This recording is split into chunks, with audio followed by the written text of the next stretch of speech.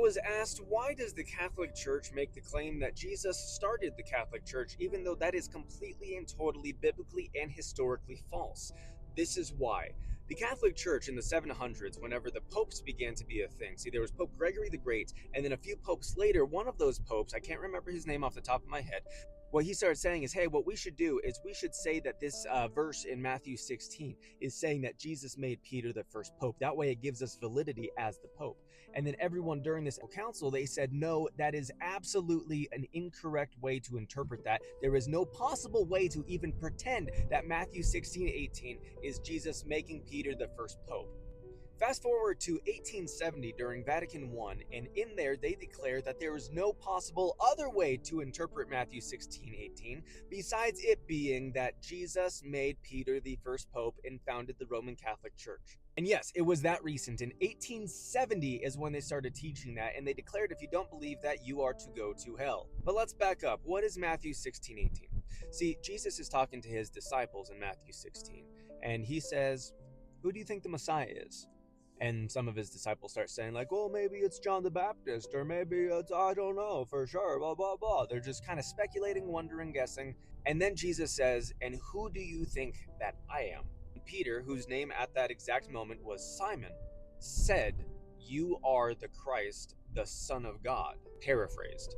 Following that, Jesus says, and I quote, blessed are you, Simon Bar-Jonah, for flesh and blood has not revealed this to you, but my Father who is in heaven.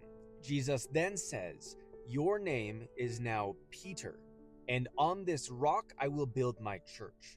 Now Catholics are like, yep, see, the word Peter, it means rock, so Peter's the rock that Jesus is building his church upon.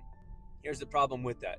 If you actually look at the Greek, if you actually look at what's happening there, you see a few words being spoken.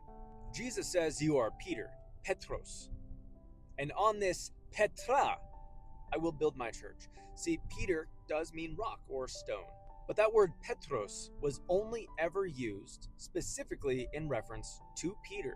However, the word Petra was the word that was only ever used specifically about either a literal rock or about Jesus himself. So if you were to look at the Septuagint, like the translation of the Psalms, where David says that there is no rock besides you, God, you are the only rock, that is Petra.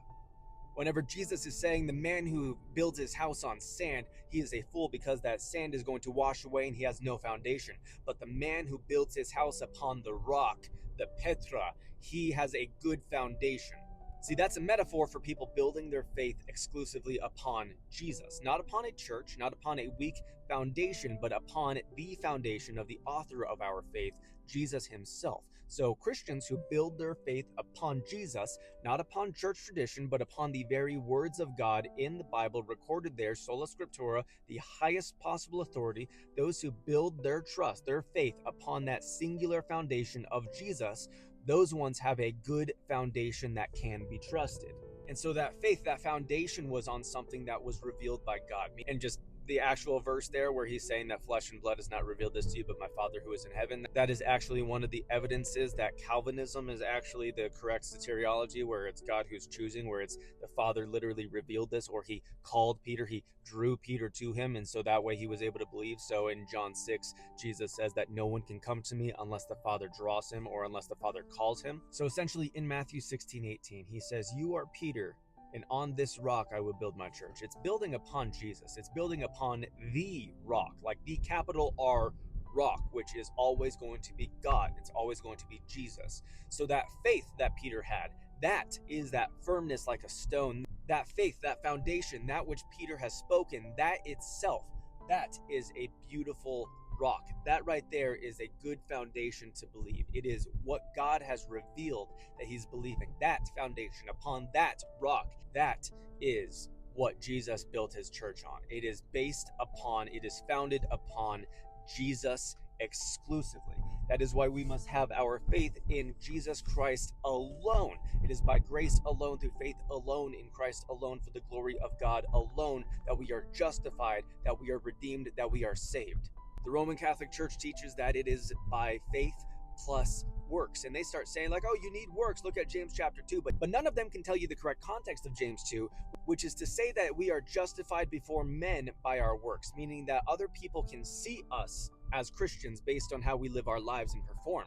But God knows our hearts. God doesn't need us to prove to him that we're saved. That's absolute heresy. The same way that Peter wrote, let your light shine before the world so that everyone can see the glory of God displayed through you.